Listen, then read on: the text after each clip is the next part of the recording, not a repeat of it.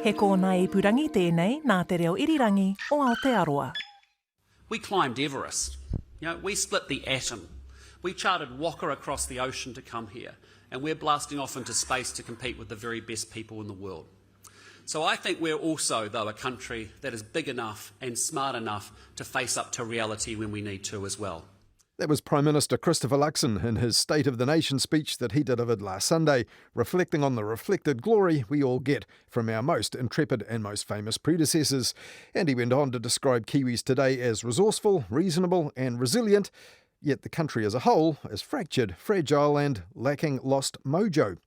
But the pundits mostly agreed that the new Prime Minister had found his mojo with his choice of words in that speech. In the Post on Monday, for example, Stuff's Andrea Vance said this.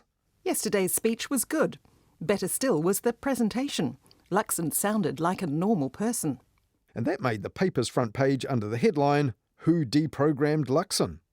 The same day, Business Desk's Patrick Smelly was also wondering. With his reputation developing as a tone-deaf corporate gabbler, said Smelly, Christopher Luxon has looked for a while like a man in need of a decent speechwriter. His State of the Nation speech suggests either one has been found, or Luxon is starting to find his voice as Prime Minister. Or possibly both. And while Patrick Smelly said that Christopher Luxon had come across as a disciplined and demanding taskmaster in that speech, he also said Luxon seemed like a bit of a scold when he said things like he would not apologise for tough love. Now, that's a concept people of Luxon's age will remember from the 1980s and 90s. It was usually used to straighten out teenagers for whom a little harshness was thought to be a good thing in the long run. On One News last Monday, TVNZ's Mikey Sherman, though, didn't see any of that as a big deal. Certainly yesterday's State of the Nation speech by Christopher Luxon was him giving the country a bit of a boot up the backside, and let's be honest, we all need that from time to time. But the thing is, though, not everyone was feeling that boot in the backside. On News Talk ZB the same day, afternoon host Andrew Dickens was less impressed with what he called blame game politics. We got a lot of talk about beneficiaries, and they were told that the free ride was over. And then, in the end, there was an admission to reporters that the government is yet to explain how it would address and finance the solution to our woes. That wasn't part of the speech, that was at the reporters' time afterwards. And reporters did also do their best after the post-cabinet press conference that day as well, challenging old international research on welfare dependency that was cited by the government rather than stuff that our own ministry had put together about this country. There's two sets of research that give different messages, but the statistics, that is the strongest empirical evidence. But how? 70,000 more people on the job seeker benefit at the same time that we've seen a 58% reduction in the use of sanctions. That's evidence enough for me to be deeply worried about the number of New Zealanders not in work today that we could be supporting to be a life of greater choice and opportunities through work. I'm talking specifically. Absolutely. Yeah, it's about principles, that you have an obligation. And we want to make it's not principles. No, it is about principles, because actually we have an obligation here in New Zealand to make sure that you're holding your end up. And having heard that, journalist Bernard Hickey published Stats NZ data showing that the proportion of 15 to 24-year-olds in work had actually steadily risen between 2017 and 2023, even among those with disabilities. And in her weekly politics newsletter on Tuesday, the Herald's Audrey Young pointed out information in Louise Upston's press statement that seemed to pass the media by. Of almost 190,000 people currently on job seeker benefits, the Ministry for Social Development only has strong visibility over about 60,000 of them who are receiving case management, and extending that oversight to the other 2/3 of cases to see if they can work or if sanctions need to be applied to them, well, that would be a big ask for a ministry which, just like all the rest of the public service, has cut its budget. Now, while the Prime Minister was at pains to point out that this was about principles and sound finance as well, the Herald's political editor Claire Trevett said this. Choosing to make it the centrepiece of the post-cabinet press conference was more about pure political theatre. But the fact it was largely theatre does not mean it's not good politics. But good politics for the National Party, Claire Trevett could have added. In this week's Midweek Mediawatch, Hayden Donnell took a look at that, as well as coverage of the latest TVNZ opinion poll and the event that really rocked politics and the Pacifica community, the sudden and shocking death of MP and advocate Efeso Collins, just 49 years into a remarkable life.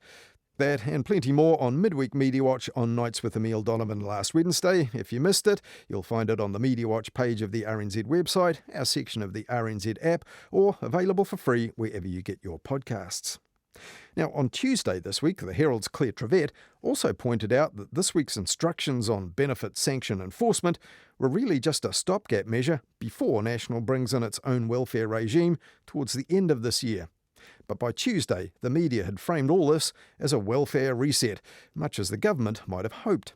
And fully 7 days before the State of the Nation speech signalled tough love and sanctions to come, Jack Tame was pressing the Welfare Minister Louise Upston about this on the Q&A show and pushing for evidence that sanctions would actually work and whether she's seen the findings which cast doubt on that. You've read the report from the Welfare Expert Advisory Group? Yes.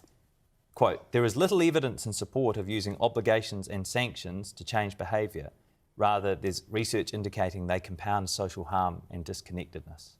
What did that report get wrong? Yeah, so there's a range of research and I acknowledge that. What did they get wrong about that? Well, as I say, there's a range of views around consequences. So what was wrong about that line from the Welfare Expert Advisory I'm not Group? saying it's wrong.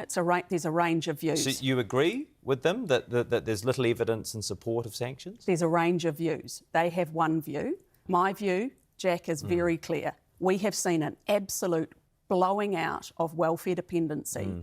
And what has been cast as a reset was initially just a 1.5-page letter urging the Ministry for Social Development's Chief Executive to deploy more benefit sanctions and an accompanying statement. I'm not prepared to accept the welfare system we inherited, where work-ready job seekers are forecast to spend an average of 13 years on a benefit, and teenagers could become trapped on welfare for 24 years of their working lives.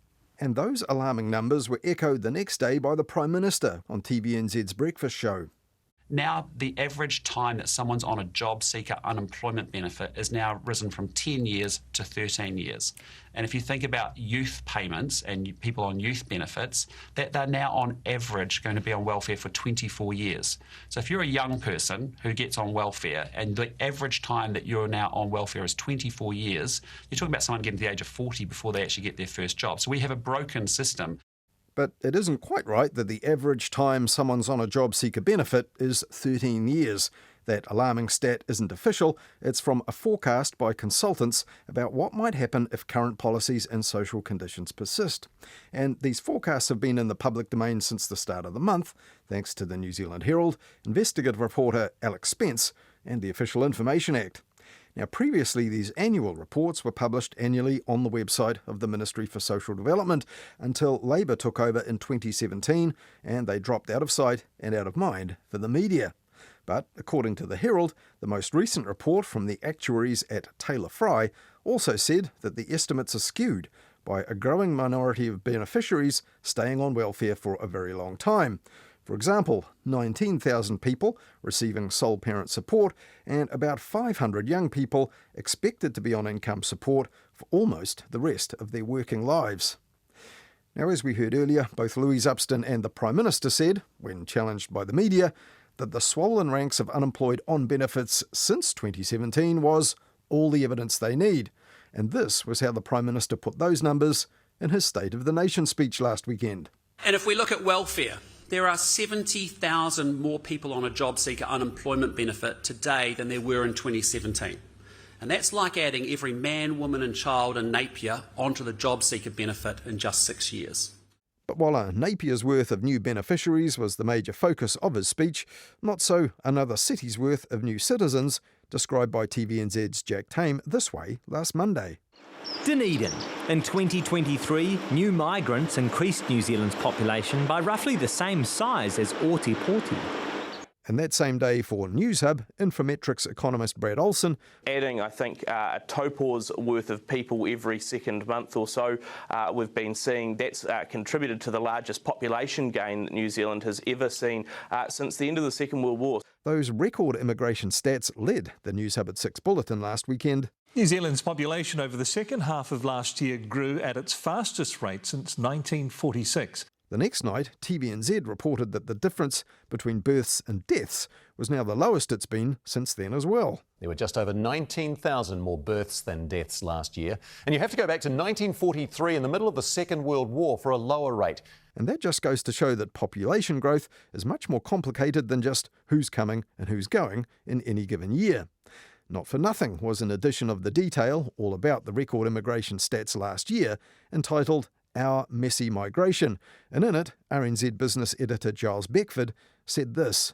There's little coherence about immigration policy, I would think. Changing criteria for how we attract high net worth individuals and entrepreneurs here. At one stage we tightened it up. More recently we've loosened it a wee bit, or we go and create another category. Some people would suggest, and have argued in the past, that we actually don't need an immigration policy, we need a population policy. A lot of it is knee-jerk, it is short-termism. The thinking that goes behind it, I think, is not connected. Now, the point of that episode of The Detail last October was that the surging immigration figures had barely been mentioned in the election campaign at that time. But last Sunday, TVNZ's Q&A show did zero in on the new record figures just out with the Minister, Erica Stanford. They were unsustainable, she said, and there's going to have to be a reset here too. So net migration for the calendar year, 126,000 people. Is that a sustainable number? That's not a sustainable number. But I think you need to look at it in the broader context. And that included COVID closures disrupting and delaying demand, and people who've come on short-term visas who will leave the country but haven't yet, Erica Stanford went on to say. And then she said this. Back to 2022, the RBNZ and Adrian Orr were saying, we've got a supply problem, we desperately need workers. And they put a lot of pressure on the government, who basically closed their eyes and opened the doors with a knee-jerk reaction. And we are where we are because of that. But on the Herald's daily podcast front page last Tuesday, that struck the Herald's business editor Liam Dan as ironic. Labor came in sort of on a tightening up policy and ended up really loose, and during that tight period, National was crying out for more workers and saying they needed to loosen up, and now you got National saying, well, we're going to tighten it all up, and you know, they'll say smart things about it. They'll say we want a more nuanced setting, more reactive, and more able to adjust, and all these things are good and easy to say, but as I mentioned, it's very difficult. Well, a bit of bipartisanship probably would go a long way. But as Scoop's Gordon Campbell pointed out before the election last year, National cited increased immigration visa charges as a source of revenue, which could help fund the tax cuts they campaigned on, along with foreign house buyers and taxing online gambling. Its election manifesto also called for new visas for graduates of top universities and global tech companies, and even a one-year digital nomad visa with options for work and residence after that. And on top of that, 5-year multiple entry visas for migrants' parents and grandparents was in the manifesto, with options to renew for a further 5 years, and expanded international student work rights was in the education policy. And for its part, the ACT Party wanted to remove the work to residence category of the immigration green list, replace the accredited employer work visa scheme with demand-based pricing, and remove the cap altogether on resident visas for parents. And it was only the Auckland-based Indian Weekender newspaper reminding its readers this past week how investigative journalists late last year exposed profiteers, employers and agents, bringing in migrants who ended up living in terrible circumstances without work and who were, in Indian Weekender's words, proving a burden on the economy.